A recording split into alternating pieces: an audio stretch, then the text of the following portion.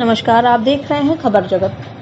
प्रयागराज के मोआइमा स्थित अधिकांश कारखानों में अभी भी ताले लटक रहे हैं। 10 महीने से बेरोजगारी का दंश झेल रहे बुनकरों की हालत बदतर हो गई है। एक माह पूर्व बुनकर प्रतिनिधियों और शासन के बीच हुई बातचीत में दिए गए आश्वासन को अभी तक अमली जामा नहीं पहनाया जा सका है।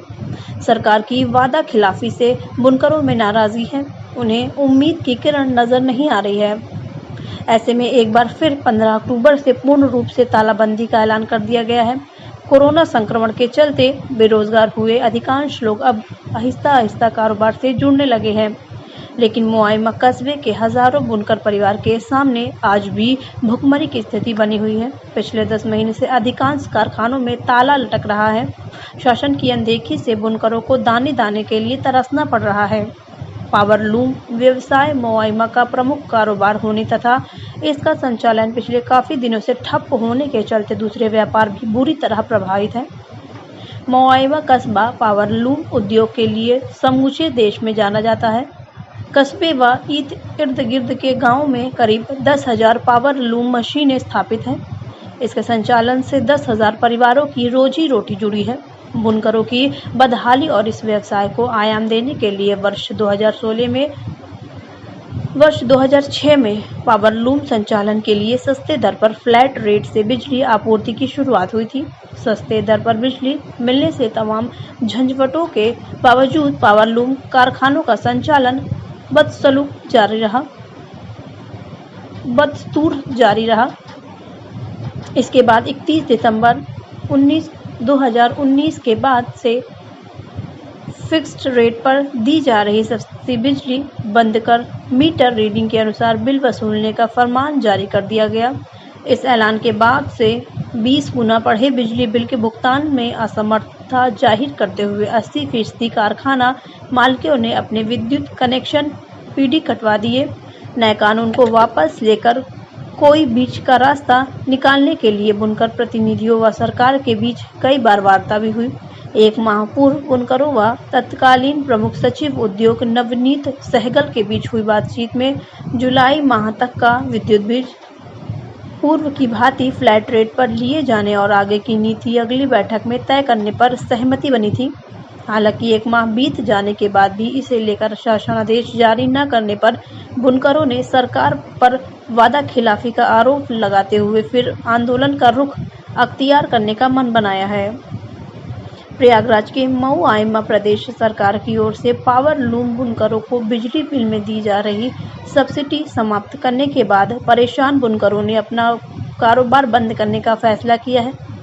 गुरुवार को कस्बे के जूमा पैलेस में हुई बैठक के दौरान पावर लूम बुनकर एसोसिएशन मोआइमा ने पावर लूम चलाने या न चलाने का निर्णय बुनकरों पर छोड़ दिया।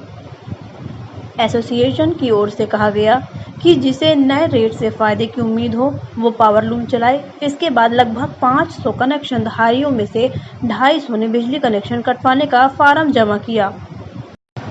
पावर लूम बुनकर एसोसिएशन के अध्यक्ष वासिक अंसारी ने बताया कि मोआइमा में 8,756 मशीनें हैं और पूरे प्रदेश में 2,56,000 से अधिक पावर लूम मशीन है।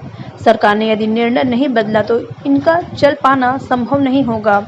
पूर्व की प्रदेश सरकार की ओर से सब्सिडी दिए जाने से पहले प्रदेश में 72,000 मशीनें थी, जो सब्सिडी के बाद 3 गुना से अधिक बढ़ गई थी। यदि सब्सिडी जारी नहीं रही तो यह कारोबार दम तोड़ देगा। मोआइमा का पावर लूम उद्योग संकट के दौर से गुजर रहा है। कपड़ों की बिक्री न होने की वजह से कस्बे में चलने वाली पावर लूम मशीनों की खटर पटर का शोर पहले ही मखदूम पड़ चुका था।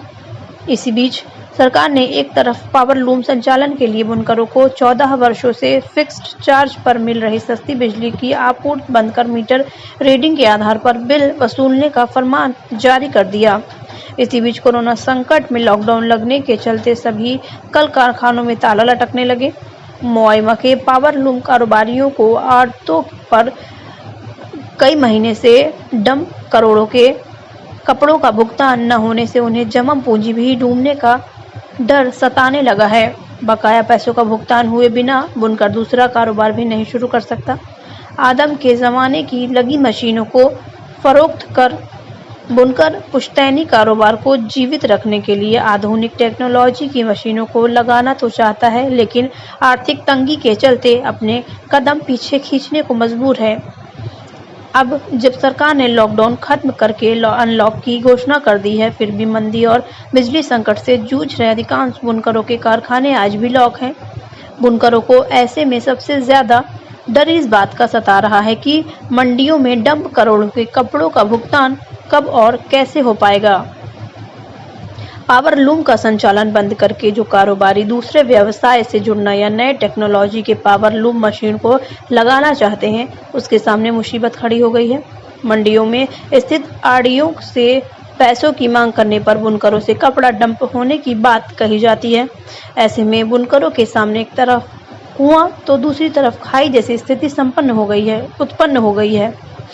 मुआयना में पावर लूम मशीनों पर सस्ते दाम के रोड़ों, स्विक कॉटन, रेमंड कॉटन आदि कपड़ों का उत्पादन किया जाता है।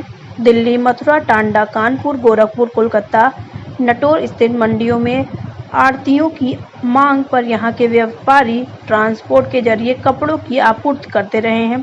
बुनकरों के कपड़ों का भुगतान तभी मिलता है जब इन पार्टियों के द्वारा कपड़ों की बिक्री कर ली जाती है।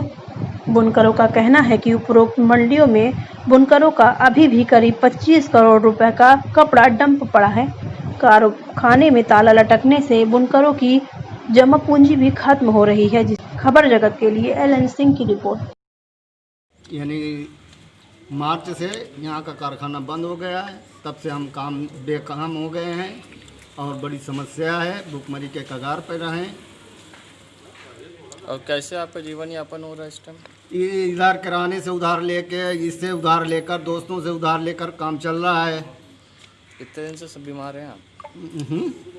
हम तो करीब 4-5 महीने से समझ लो टेंशन में चल रहे हैं। इसको चाहे बीमारी समझ ले, चाहे जो समझ लें। क्या नाम है? मोहम्मद फारूक। है, काम नहीं है इसलिए बैठे हैं। आते हैं सुबह से सेठ से पूछते हैं कब चालू होगा, कुछ बता नहीं पाते हैं। कब तक उम्मीद है चालू होने की? अब हम क्या बताएं, सेठ अभी खुद ही नहीं बता पा रहे हैं। तो आपका मतलब कि कैसे चलता होगा घर? अरे बहुत परेशानी है, किसी से उधार बाढ़ी लेके, सेठ से कुछ पैसा लेके अपना दुकान से राशन पानी लेके काम चला रहे हैं। कितनी देर से बैठे हैं यहाँ? रोज आके बैठते हैं? हाँ, हम रोज 8-9 बजे आ जाते हैं, इसी इंतजार में कि चालू होगा नहीं चालू होगा। क्या नाम आपका? भारत लाल।